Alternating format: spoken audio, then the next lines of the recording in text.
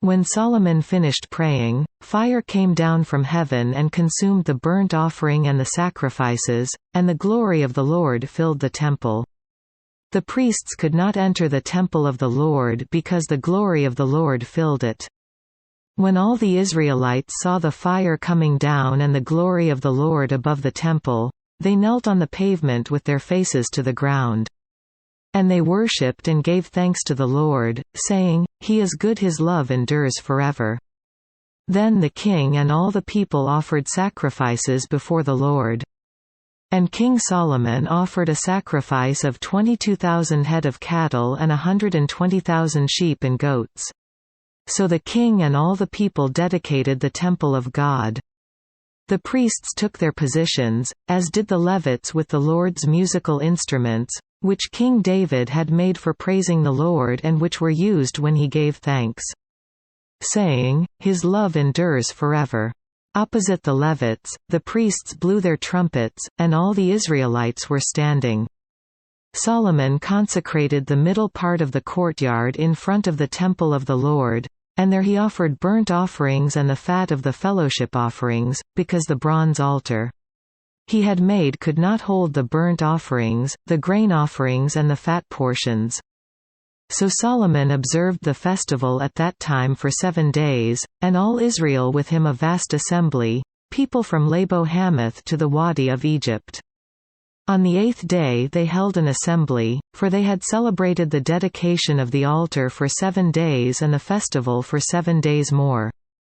On the 23rd day of the 7th month he sent the people to their homes, joyful and glad in heart for the good things the Lord had done for David and Solomon and for his people Israel.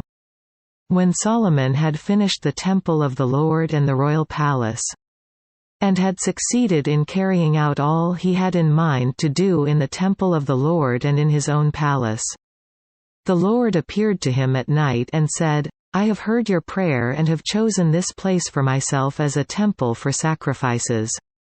When I shut up the heavens so that there is no rain, or command locusts to devour the land or send a plague among my people, if my people, who are called by my name, will humble themselves and pray and seek my face and turn from their wicked ways, then will I hear from heaven and will forgive their sin and will heal their land.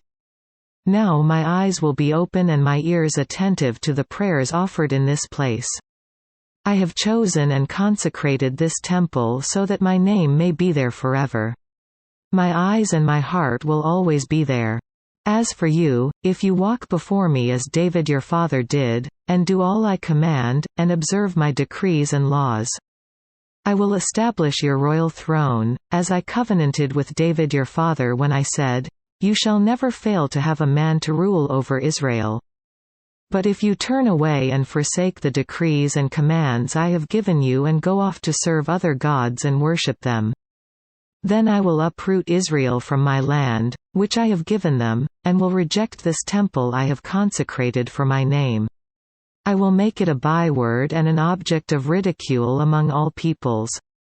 And though this temple is now so imposing, all who pass by will be appalled and say, 'Why has the Lord done such a thing to this land and to this temple?'